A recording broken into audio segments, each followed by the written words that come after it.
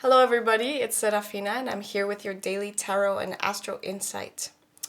So I want to talk about a triple conjunction that's coming up next week. It's on Wednesday, if I'm not mistaken, March the 3rd. And this is a conjunction between Mars, Venus, and Pluto. So as I've mentioned in my previous videos, Mars and Venus have been traveling together for a couple of weeks now. This is the feminine, this is the masculine, and how they interact with each other. You know, it's relationship dynamics. It's also how we harness our feminine energy, how we harness our feminine energy encapsulated by this masculine energy. And then we have them heading towards a conjunction with Pluto. Right now they are officially within the 3-degree range, which means we're going to start feeling it a lot stronger. And so I usually don't like to use the word intense for transits, but I'm going to use the word intense for this transit. Why? Venus just went through a retrograde cycle where when she was going forward, she was conjunct Pluto in December. I think it was like December 7th. And then she went back over Pluto during her retrograde cycle. And now she's going to be going forward, not only forward alone, but with Mars. Mars is highly dynamic. He's fiery. He's a warrior. It's how we exert our will into the world.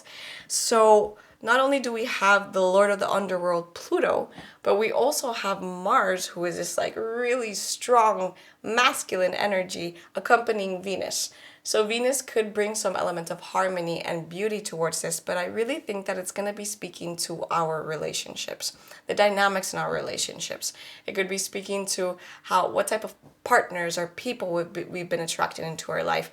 It could also speak highly to sexual things. Like, are you finding yourself more attracted to other sexual things that you haven't found yourself attracted to? Are there more stories of sexual abuse or harassment or rape around you? Because that is very Venus conjunct Pluto and also Mars in the mix. So I just bring this up because I want us to maybe already be alert or be aware of how these things are playing in within ourselves and outside of ourselves. So this is going to perfect next March 3rd, which is the day after the new moon in Pisces. So it's bubbling, it's simmering, and it's still going to influence the energies of the new moon in Pisces. So yeah, just kind of wanted to mention that. Okay, so let's pick some tarot cards. So I would like to call upon the spirit of the universe that loves us unconditionally. I would like to call upon the spirits of this land and of this ocean, of this island, and I thank them for holding the space and for their ancient wisdom. And I would like to call upon my guides, archangels, ancestors, and my higher self for guidance with this reading. So, beloved spirit of the universe, what loving guidance is there for the collective today? What loving guidance is there for the collective today?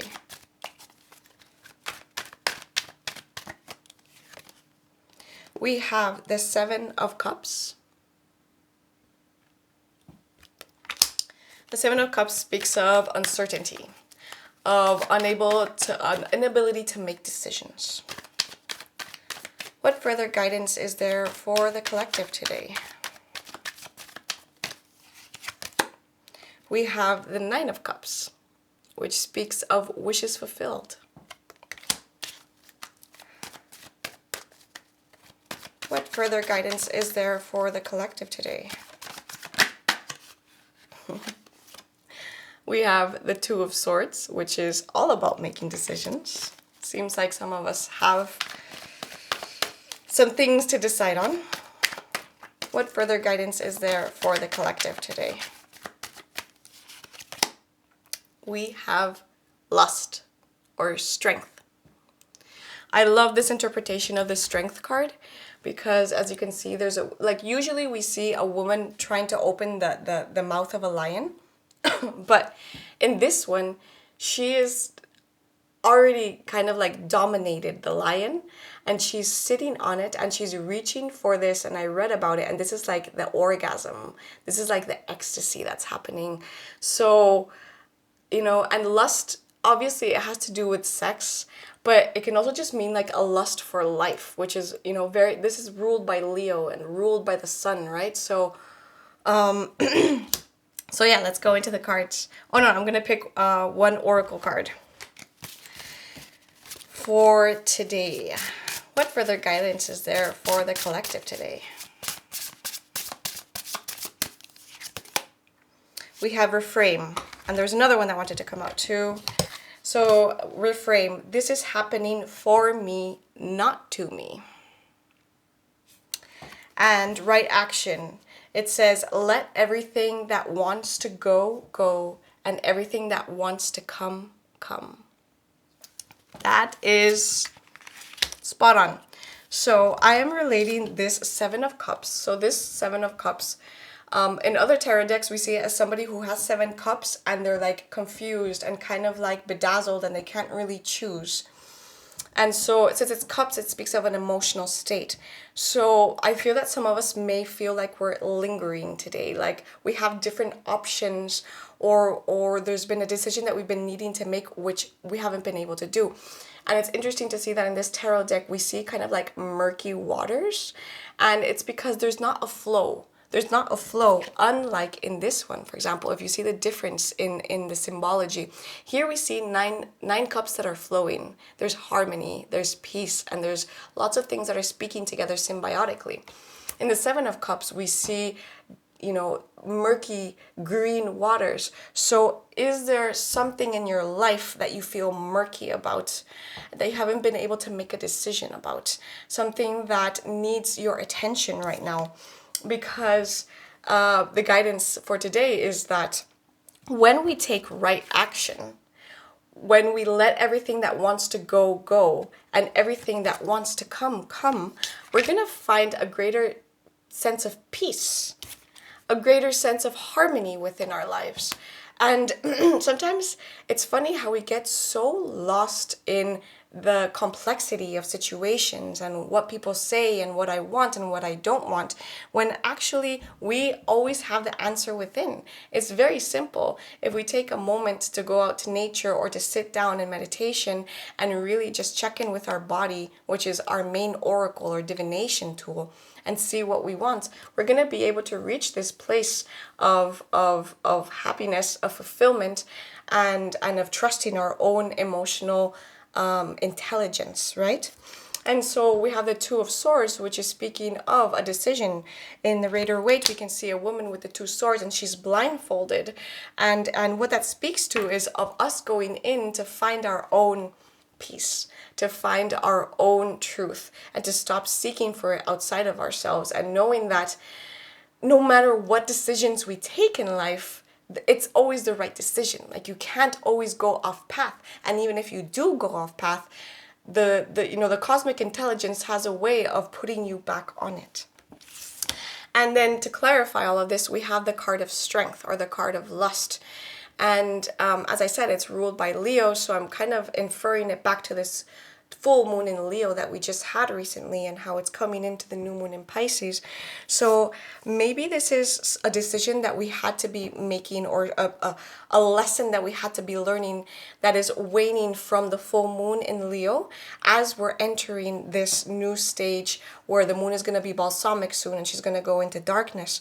And so with that, we have the potential for symbiotic harmony and emotional fulfillment, but we're just needing to take that step to be like, I don't know what decision to make, but the worst decision is the one that is not made. So I'm going to choose this one and just trust that, whatever comes from it is for my highest good.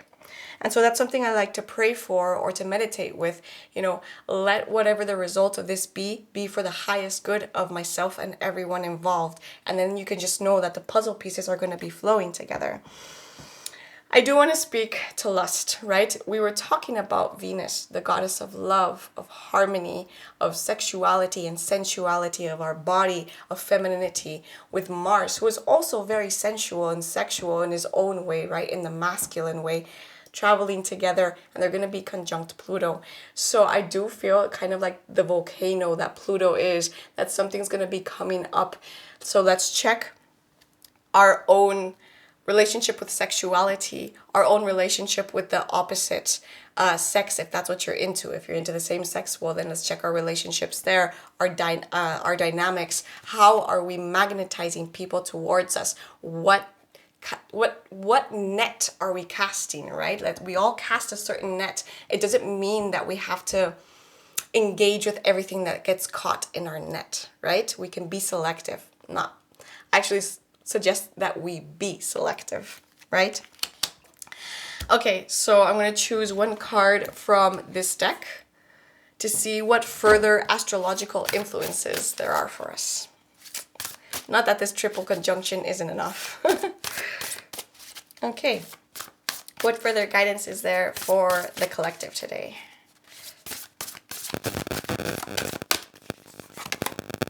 We have Taurus. I have. So Taurus is the second sign of the astrological wheel.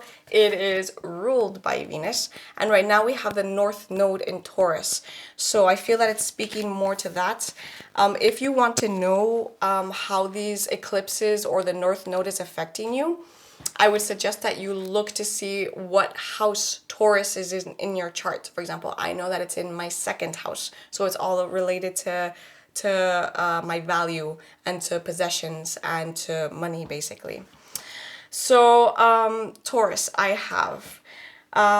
It speaks, Taurus natives are ruled by Venus, the planet of lowliness and indulgence. They tend to be down to earth but have a special eye for attractiveness and always have a need for luxury.